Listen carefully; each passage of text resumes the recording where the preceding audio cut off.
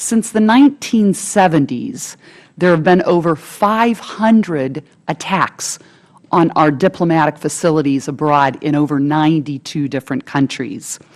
From 1998 through December of 2013, there were actually 336 attacks against U.S. personnel and facilities. These include things like rocket attacks, firebombing, attempted murder, arson, takeovers, vandalism. It wasn't until 1987 that the State Department started what are called accountability review boards. And there have been 19 ARBs since that time. They've reviewed only, and as I understand, it's the mission of the ARBs to review only the most significant attacks against our diplomatic personnel and to review specifically security and intelligence and whether or not government employees breach their duties. As the Chairman and the Ranking Member have brought up, in the 1998 East African bombings, 300 lives were lost, 12 Americans, the rest were Africans, and an ARB was convened then, and as we've already heard, they made several findings and recommendations then.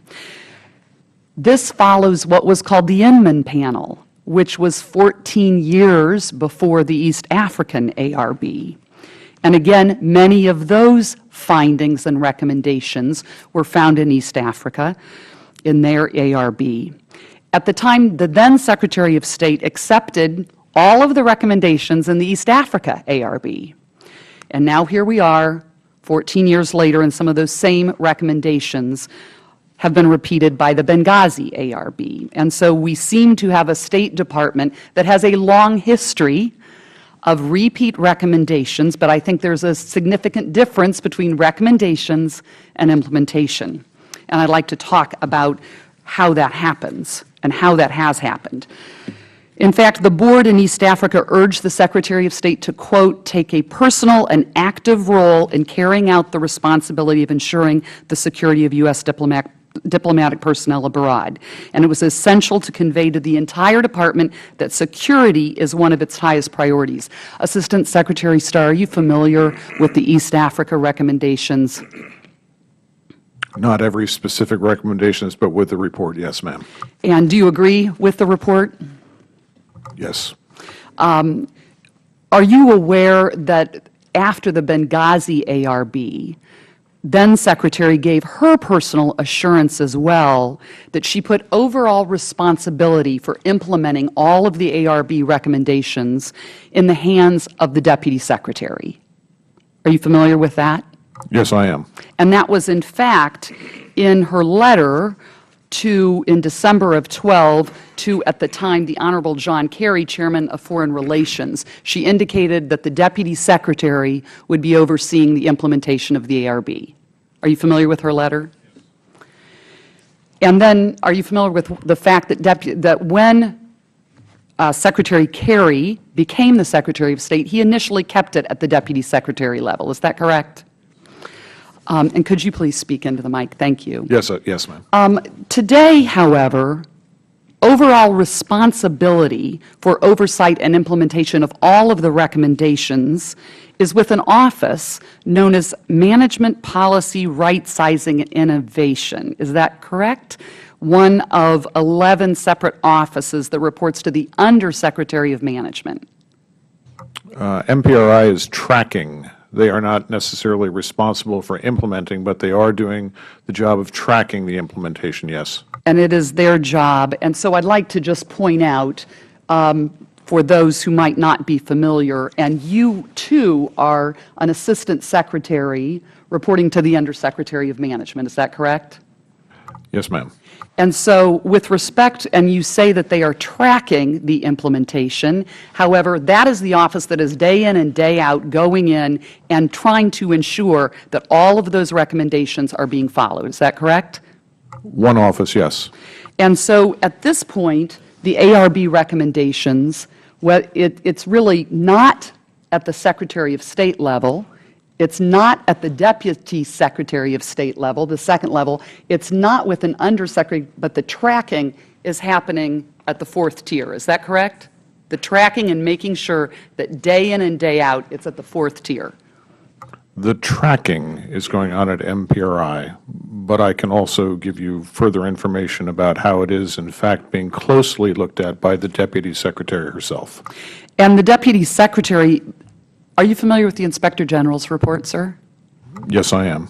And the Inspector General, who issued the report in 2014, also believed that at the highest levels in the department, those are the individuals that must be personally responsible for overseeing those recommendations. Isn't that correct? Yes, it is. And in fact, indicated in the IG report that that's how lasting change and cultural change would happen, is if implementation were at the highest levels of the department. Yes, that is true.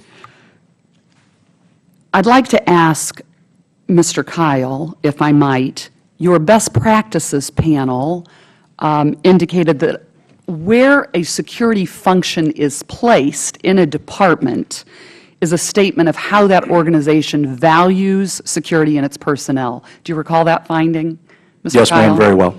And can you please explain, with respect to recommendation number 1, which has not been implemented by the department, can you please talk about the importance of that recommendation of elevating the importance, actually, of Mr. Starr's position to a higher level? So can you please talk about the importance of that recommendation and what you understand as to why the department is not elevating the importance of security within the organization at the current time?